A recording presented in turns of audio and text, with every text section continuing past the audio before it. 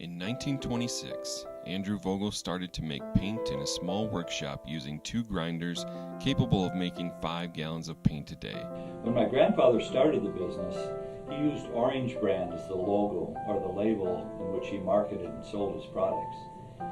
In a sense, the company and the products were renamed by our customers in those years. They began to reference the paint they were buying as the paint from those logo boys or Vogel paint.